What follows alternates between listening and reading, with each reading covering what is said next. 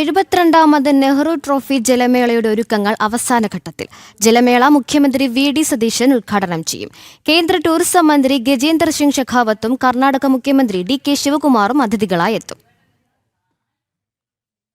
ഓളപ്പരപ്പിൽ ആവേശം നിറച്ച് 72ാമത് നെഹ്റു ട്രോഫി ജലമേള നാളെ പുന്നമടക്കായലിൽ നടക്കും. 22 ചുണ്ടൻ വള്ളങ്ങളടക്കം 71 കളിവള്ളങ്ങൾ ജലമേളയിൽ പങ്കെടുക്കും. ജലമേളയുടെ ഔദ്യോഗിക ഉദ്ഘാടനം മുഖ്യമന്ത്രി വി.ഡി. സതീശൻ നിർവഹിക്കും. 2 മണിക്കാണ് ഔദ്യോഗികമായിട്ടുള്ള ഉദ്ഘാടന ചടങ്ങ് നടക്കുന്നത്.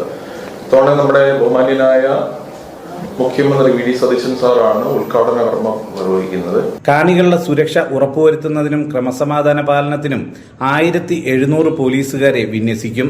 17 ഡിവൈഎസ്പിമാരുടെയും 45 ഇൻസ്പെക്ടർമാരുടെയും കീഴിലായിരിക്കും പോലീസ് വിന്യാസം. നെഹ്റു ട്രോഫി വള്ളംകളിയായിട്ട് ബന്ധപ്പെട്ടിട്ട് 1700ഓളം പോലീസ് ഉദ്യോഗസ്ഥരെയാണ് വിന്യസിക്കുന്നത്. ഏകദേശം 16 സെക്ടറുകളായിട്ട് 22 ഡിവൈഎസ്പിമാരുടെ 45ഓളം ഇൻസ്പെക്ടർമാരുടെയും കീഴിൽ 1700ഓളം പോലീസ് ഉദ്യോഗസ്ഥരെ വിന്യസിക്കുന്നതാണ്. ഇതുമായിട്ട് ബന്ധപ്പെട്ടിട്ട് 50ഓളം ബോട്ടുകളിലായിട്ടും ജനങ്ങളുടെ സുരക്ഷ ഉറപ്പുവരുത്തുന്നതിനും ഈ മത്സരങ്ങളുടെ മറ്റ് കൺട്രോളിങ്ങിനൊക്കെ ആയിട്ട് 50ഓളം ബോട്ടുകളിൽ പോലീസിന്റെ ഡിപ്ലോയ്മെന്റ് ഉണ്ടാവുന്നതാണ്.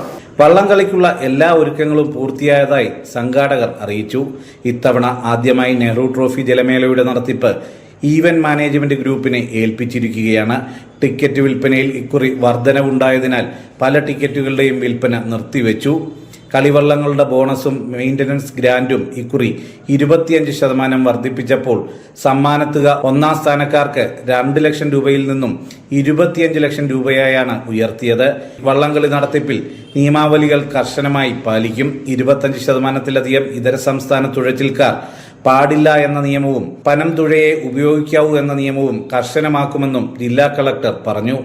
ജനം, ആലപ്പുഴ.